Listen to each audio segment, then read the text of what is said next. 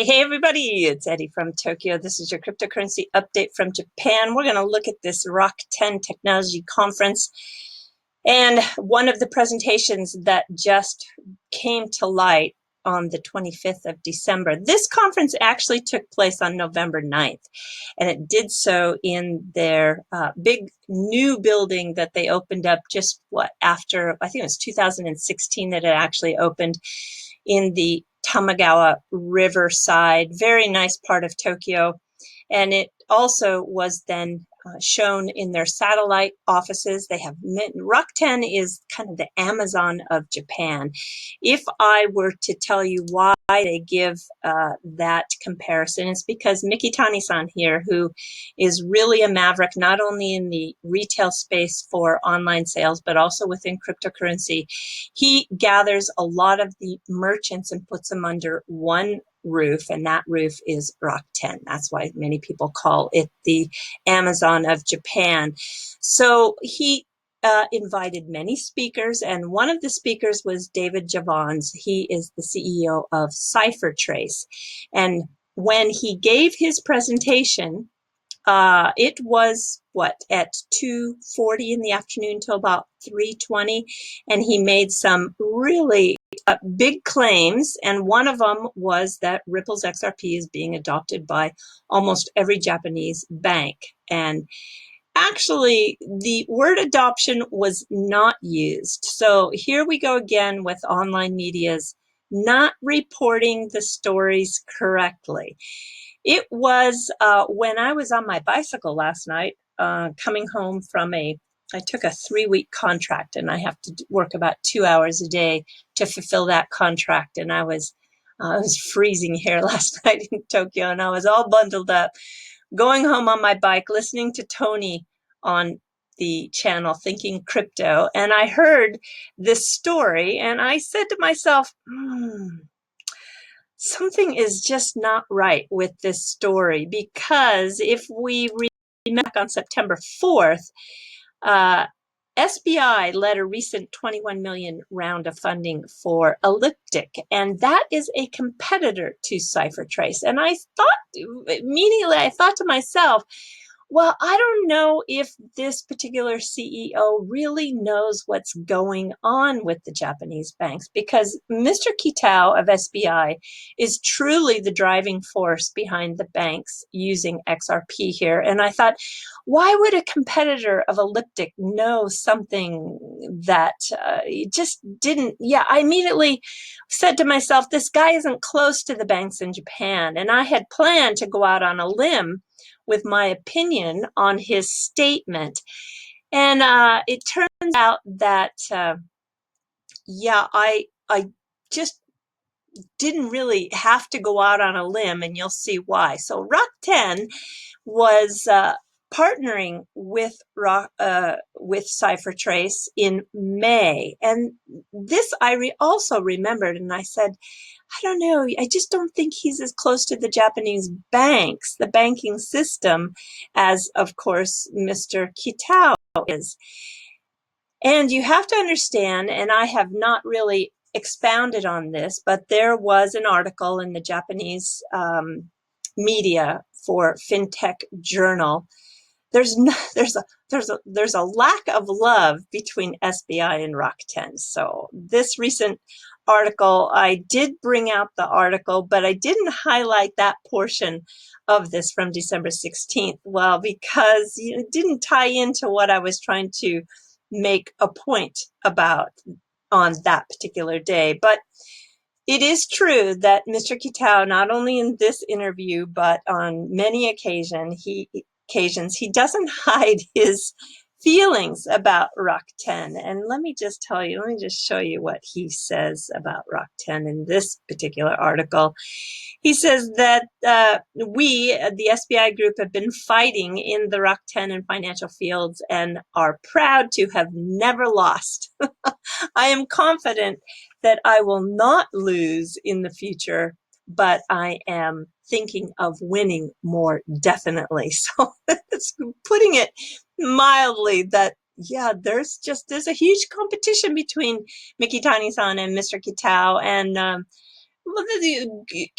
competition is healthy, right? But it just made me think, I don't know if this CipherTrace CEO really knew what he was talking about. So I sent out a tweet to him and asked, hi, David, necessary clarification is most needed for your 9-minute, 17-second timestamp Rock 10 presentation that in Japan, every bank is starting to work with XRP. That was the exact quote. So he never used the word adoption. And I said, do you mean that that they're using the RippleNet technology or using on-demand liquidity or XRP as a bridge currency or what? And I just even went on to say that for the purpose of keeping his reputation intact, that he needed to explain what he was talking about. And please be clear.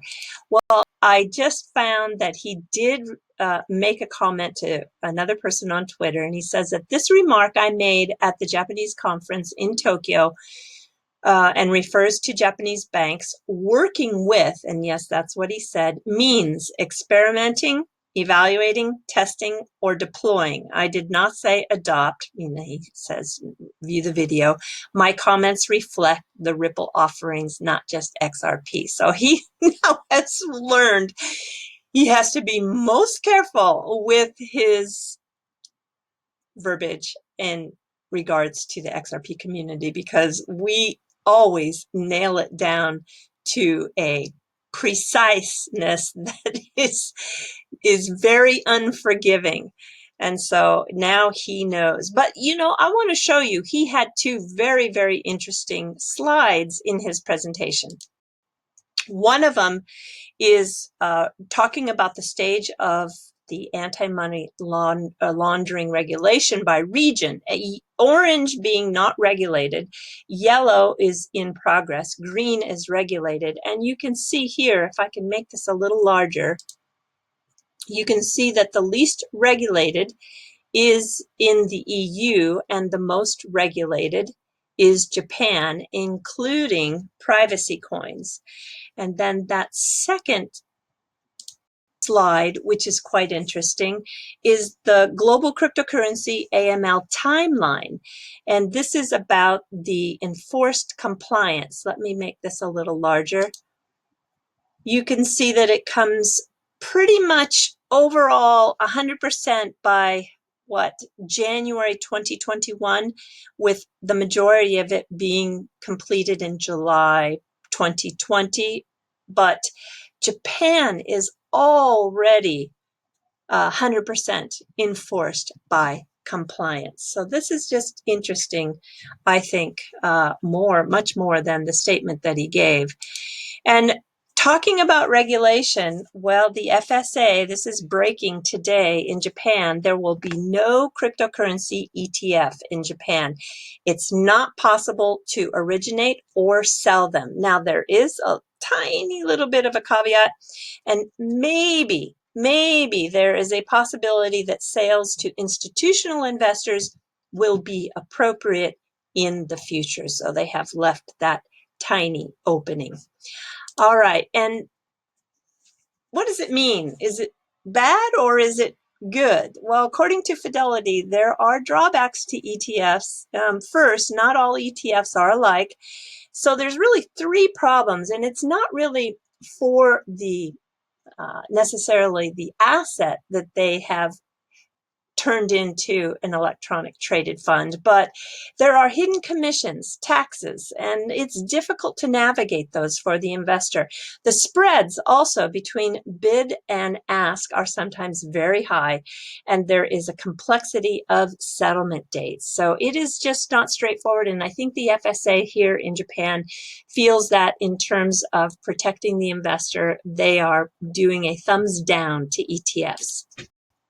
And also, if we look at this AMB crypto article that came on November 28th, Andreas Antonopoulos was on Ivan on Tech, and he discussed the Bitcoin ETFs. And to sum up his thoughts, you can see here that investing in Bitcoin through ETFs and custodial exchanges takes away the control from users to choose the above rights, as the users do not own the key to their Bitcoin investments. And so such scenarios also allow fraudulent organizations to sell unbacked Bitcoin contracts, which is bad for cryptocurrency global adoption, in his opinion. And actually, I agree with him. And he concluded by stating that ETF is not a bad idea for Bitcoin.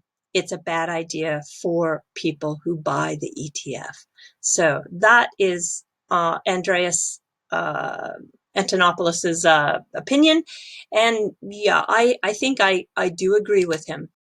All right, so there is an article. I'm moving just to the third story, and it's an article that came out of Reuters in Brazil. And they reported just it was 4 days ago, that there's some new developments regarding Ripple targeting partnerships with banks in this part of the region. There is an expansion going on, and that we should see more announcements, or we should expect those in the coming months, according to Ripple's CEO in Brazil, Luis Antonio Sacco. So he said that they are experiencing successive advances in Brazilian banking regulation. And according to the Central Data Bank, January to November, there was 4.6 billion of cross-border remittances between Brazil and other countries. So it's a pretty good-sized corridor. And Brazil already represents 30% of the total volume of Ripple transactions. Yeah, that came from a quote in an interview by Eric Van Mittenberg of Ripple. And he also speaks about an interesting corridor that is a little more exotic. And I think that gives us gives us a tip that we're going to see something happen between Brazil and Thailand, because he mentions that corridor. And also, too, the Ripple partnerships 4 days ago on the 24th of December, Antonio Sacco was quoted as saying that it is their vision to use digital currencies as a medium of exchange and not as a speculative investment. So I think it's just, all of the pieces of the puzzle are forming together quite nicely in a tight fit in this part of the world.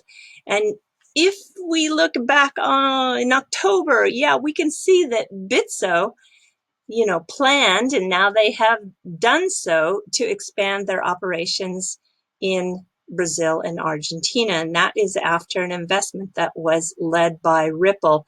So the move that they took with this investment also put Ashish Birla on the Bitso board. Now, Bitso should be very, very well known to XRP community members now, because they are holding all of that pile of XRP and providing MoneyGram to run, so far, 15% of their remittances to Mexico.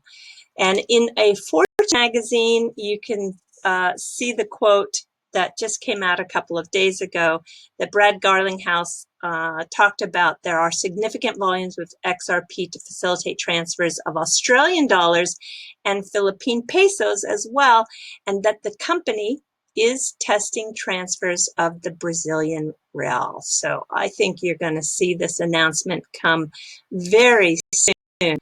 All right, everybody, we are jumping to the fluff. And what I want to talk about is Rakuten. And this is their new office, the exterior of their office, where they moved to the Tamagawa river area of Tokyo. It's a very upscale part of Tokyo. It's interesting. This company, you have to really pay respect to it, since it started with just one server and 6 people.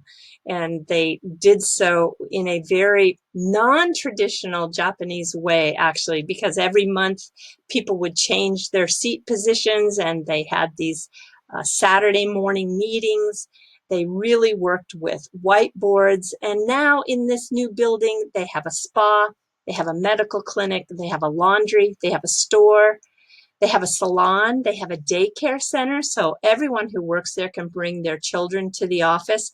And what most people talk about in Japan is not their open office layout, which I talked to you all about a couple of days ago, about how this open office is really prevalent in Japanese companies. I don't care for it, to be honest. I think everybody deserves a little bit of a privacy panel, but that is just not the case. Japan is really into this open office, and here is a shot of the Rakuten office space. It just feels like nobody has any privacy at all. And well, what I want to though highlight is something that's interesting in regards to their cafeteria. They serve breakfast, lunch, and dinner, and they do so in a very gourmet way, and it's free for all the employees. So that is one big benefit. And then the one thing they will serve that is a real delicacy and loved here, and it's been loved for hundreds and hundreds of years, is eel. Eel is a power food in Japan, and it has a very, very yummy taste. And it's dipped in soy sauce, and most awfully it's grilled over a charcoal. This is what it looks like when it is served, but not always. Some places in Tokyo, it comes actually steamed. So it really depends on what part of the country you are eating in terms of how it's prepared. But I will tell you, it's a cure-all food, and it is super yummy. And this is what it looks like when it is being grilled. And I do want everyone who visits Japan to not turn your nose up, but to give it a try. It's served on a bed of white rice, and I'm telling you, it is yummy. Okay, everybody, do take care. Sayonara for now. Bye-bye.